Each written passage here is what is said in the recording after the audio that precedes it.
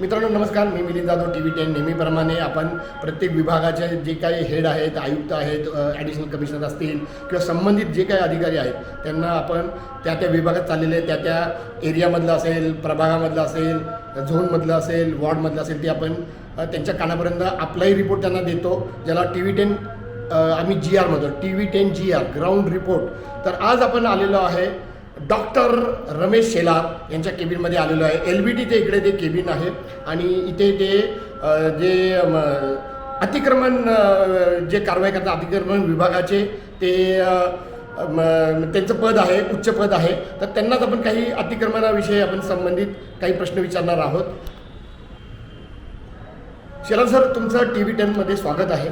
Sir, आपण साधारणतः 2 आठवड्यापूर्वी भेटलो होतो आणि त्यावेळी आपण काही गोष्टी आपल्याला मागितल्या. तुमच्या चांगल्या गोष्टीसुद्धा आपण लोकांसमोर आणत आहोत आणि छान काम करताय तुम्ही. तुमची अगदी रिटायरमेंट जवळ जरी आली असेल तरी तुम्ही अगदी शेवटपर्यंत काम करताय, हे अतिशय स्तुत्य आहे. सर, आमचे 2-3 प्रश्न आहेत जे नागरिकांचे मागासवर्गीय प्रश्न होते. तर विषय असा आहे की सर, तुम्ही आम्हाला प्रॉमिस केलं होतं की प्रत्येक कारवाई ह्याची माहिती तुम्ही आम्हाला देणार जाताना आणि म्हणजे मीडियाला सुद्धा त्याच्यामध्ये सहभागी करणार. अजूनही अतिक्रमणं म्हणावी तशी हटली जात नाहीत. त्यानंतर त्याच्यामध्ये म्हणजे अजून कारवाई समाधानकारक होत नाही. मी आता FC रोडवरनं आलेलो आहे आणि वेगवेगळे विषय आहेत. आणि दुसरी गोष्ट, तुम्ही व्हिडिओ शूटिंग काढून ते व्हिडिओ मीडियाला शेअर करणार आहे, TV10ला शेअर करणार होता. आत्तापर्यंत तुम्ही किती व्हिडिओ शेअर केले? बोला सर. नाही, माझे सगळे अधिकारी त्याबाबतचे माझे सगळे सेवक त्याप्रमाणे व्हिडिओ काढतात आणि सगळ्या मीडियाला शेअर करतात.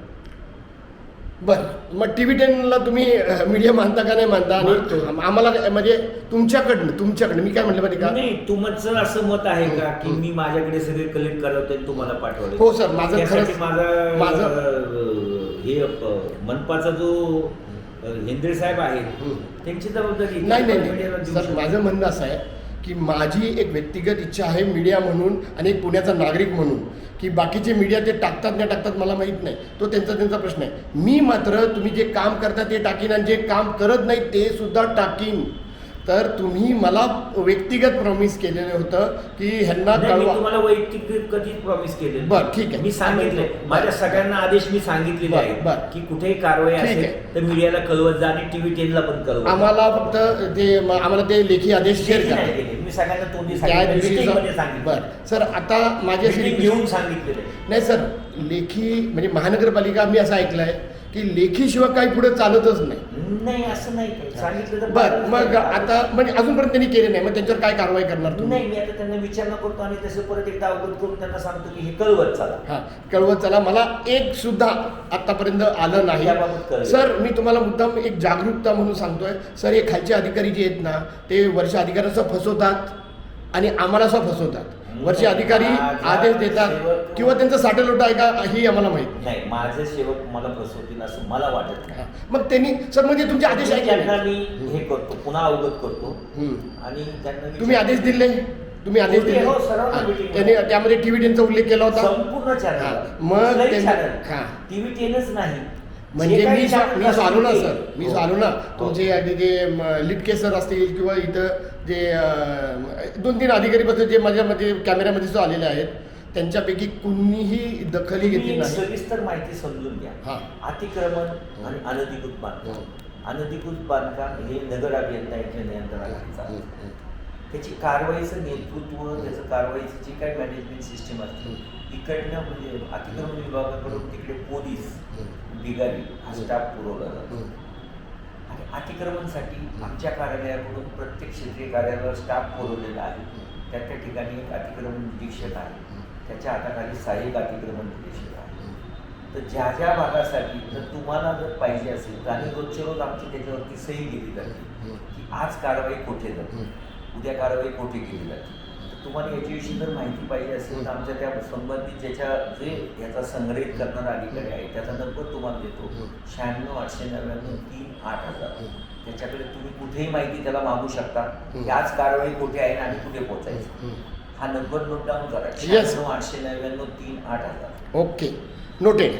रेकॉर्ड सुद्धा आहे तो, पब्लिकला सुद्धा आपण पोचायला काय हरकत नाही ना? तो काय तुम्हाला वाटतं म्हणजे ते तुम्हाला कारवाई ज्या ठिकाणी चालू होणार आहे त्या ठिकाणची माहिती देतील. ते अगोदरच्या दिवसाची तुम्हाला माहिती देणार नाही. माझं सर आता तुम्ही त्या दिवशी सकाळी त्यांना फोन केला सकाळी Yes, 10 yes, वाजता yes, की आज yes. कारवाई कुठे आहे, त्या दिवसाची ते सकाळी माहिती देतील. ठीक आहे ठीक पण आहे तुमची जर अपेक्षा अशी असेल की अगोदरच्या दिवशी आम्ही आदेशित केलं आणि ती तुम्हाला द्यावी, उद्या कारवाई कुठे आहे, तर ते अजिबात माहिती द्यायला नाही. ठीक आहे व्हेरी गुड.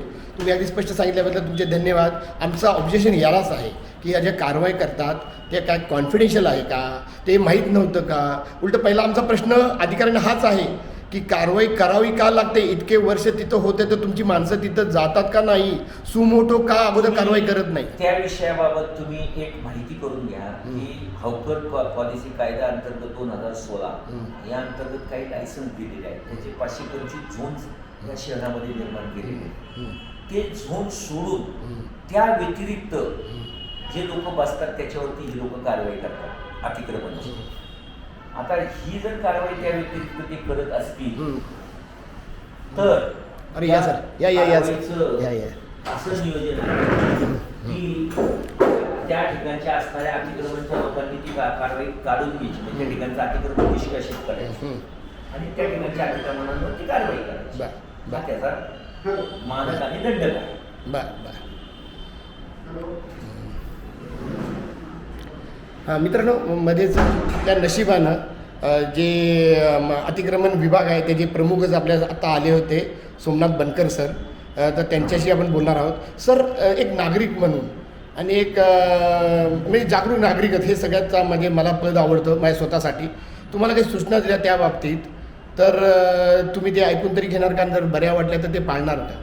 पहिली गोष्ट म्हणजे आज कॅमेऱ्यासमोर मला सूचना कशाला लिखित स्वरूपात द्या. नाही तेच म्हटलं ना, लिखित स्वरूपात देऊ नाही तर कॅमेऱ्यात देऊ, तुमच्यापर्यंत पोहोचणं गरजेचं आहे. जसे तुम्ही आम्हाला लिखित स्वरूपात आदेशाची मागणी करता, तुम्ही दिली नाही ना, मग तुमचंच आता मी शिकतो. दिली नाही असं नाही सर हा वाद आपल्या मी दोघांचा दिलेला नाही. आहे. सर मी सगळ्यांना अवगत केले. मी काय म्हणतोय, तसं तुम्ही मला लिखित स्वरूपात द्या की त्याप्रमाणे आपला संवाद असा असू द्या की मी प्रश्न विचारेन, तुम्हाला उत्तर द्यायचं तो तुम्ही देऊ शकता त्याप्रमाणे. माझं म्हणणं असं आहे, युअर डिक्टेटिंग यार. No sir. मी डिक्टेटरशिप मध्ये उत्तर देणार नाही. हां मी म्हणजे तुम्हाला उत्तर देईल पण तुम्ही लिखित स्वरूपात मागणी करा, मी लिखित स्वरूपात. सर अगदी बरोबर उलट बोललात. महानगरपालिका is acting like a dictator. No हां yes, Why? They think that they are the dictator, they are सेवक.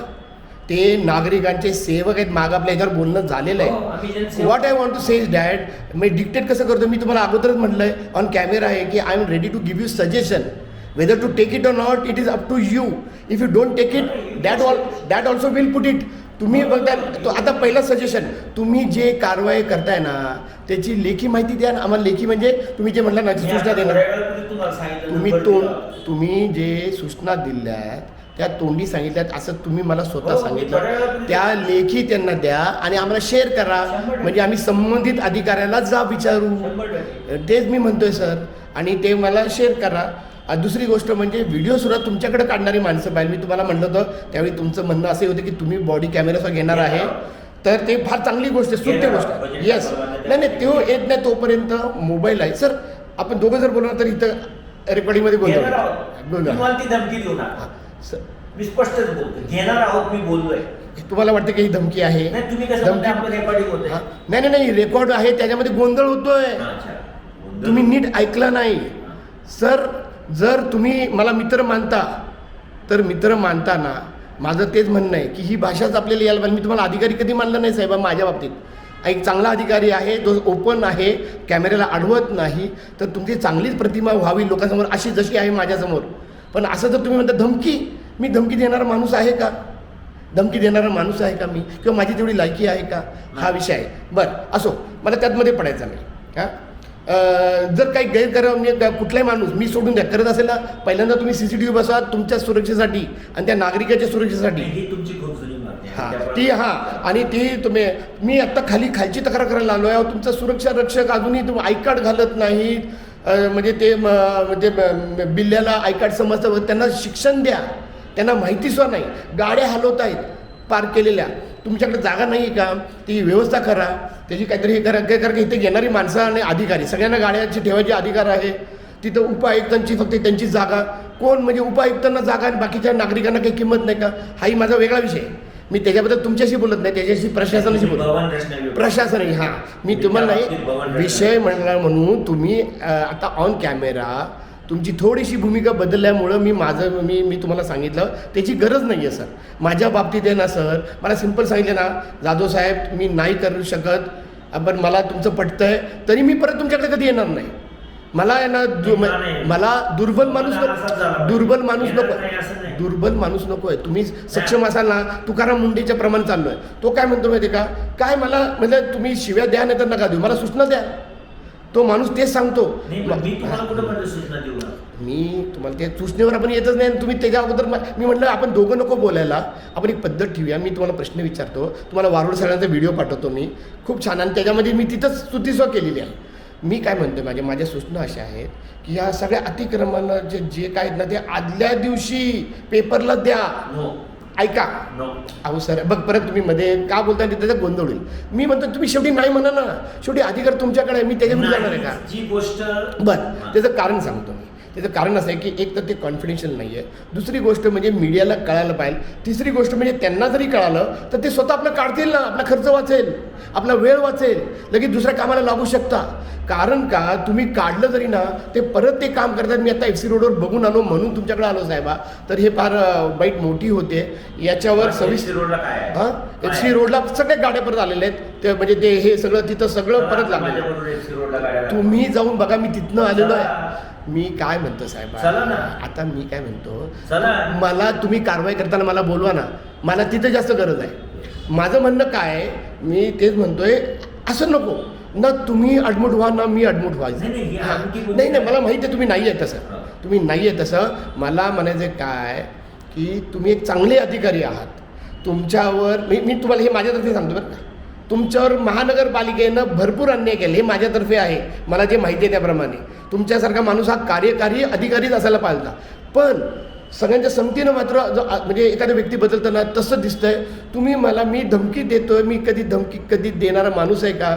आणि देणार असेल ना तर मी ते हे सो बघत नाही, पण मी प्रोटोकॉल पाळतो. मला म्हणजे एक पत्रकार म्हणून, मी स्वतःला पत्रकारचं म्हणत नाही, पण पत्रकार जर म्हणत असतील तर मला त्याचा प्रोटोकॉल पाळायला लागतो. त्या केबिनमध्ये आम्ही ते म्हणतो, मी कॅमेरासुद्धा बंद करीन. केबिनमध्ये त्या साहेबाच्या आल्यावर तो साहेब मालक त्या केबिन पुरता, आणि आम्ही ती रिस्पेक्ट देतो. तर असं नका करू, अशी आमची रिक्वेस्ट आहे बाकीच्या लोकांना. तुम्ही तर आमचे मित्र आहात. हे झालं व्यक्तिगत, हे आम्ही लोडसुद्धा करणार नाही कदाचित. माझा मुद्दा असा आहे, सजेशन असं आहे की तुम्ही नाही म्हणू नका. कारण का हे जे अतिक्रमण होत आहेत ना ते होतच नाही आहेत असं नागरिकांचं स्पष्ट मत आहे. त्यांचा उठाव झाला, आता ही धमकी नाही आहे, हे अंदाज आहे. ते चिडणार आहेत. नेपाळमध्ये जे झालं ते ना तुमच्या हातात होतं ना माझ्या हातात होणार आहे. आत्ताचे नागरिक हे चिडलेले आहेत. आत्ताच मी तिकडचं FC रोडवरचं का गेलो होतो ते सांगतो. तिथं पाणी पाट वाहत होता, आणि तुम्हाला माहीत आहे कारण का मी तुम्हाला फोन केला होता.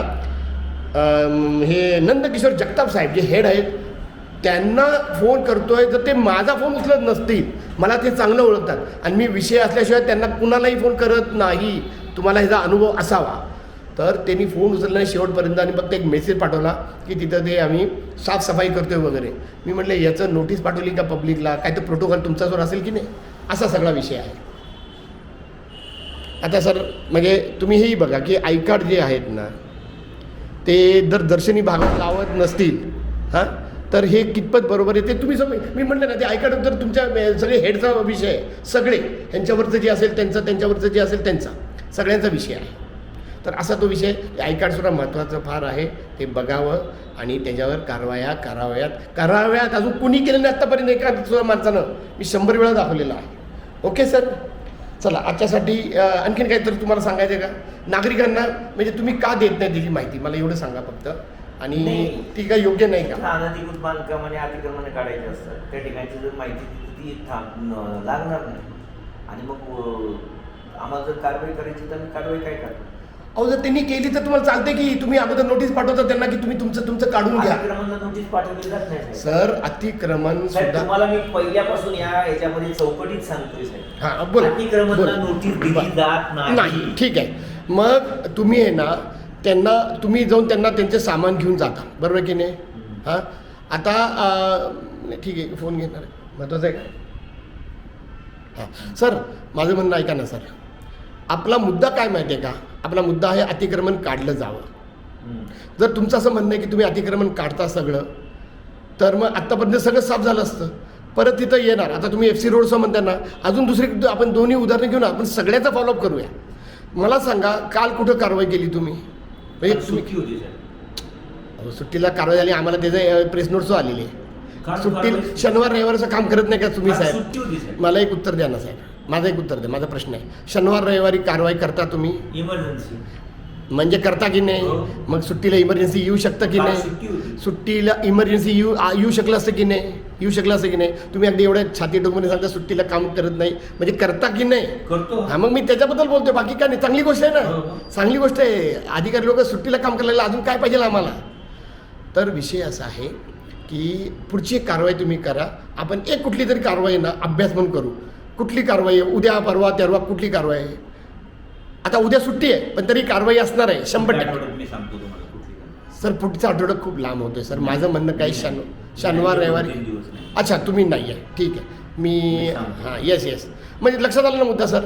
आता मी तुमच्यावर सोपवतोय की पुढच्या आठवड्यात तुम्ही मला फोन करा. Yes. आपण आणि दोघेही साईडवरती हे प्रॉमिस अगदी, आणि तिथे जाऊन बघूया. आपण दोघेही साईडवरती बरोबर होतो. Very good. आणि जरा जवळची बघा थोडीशी प्लीज, आमच्या नाही, आता सोयीसाठी. बघू ना. आमच्या सोयीसाठी जवळ बघायची, कशी बघायची आता आहे का? आमच्या सोयीसाठी जवळची बघा, अशी आमची सूचना आहे. धन्यवाद सर.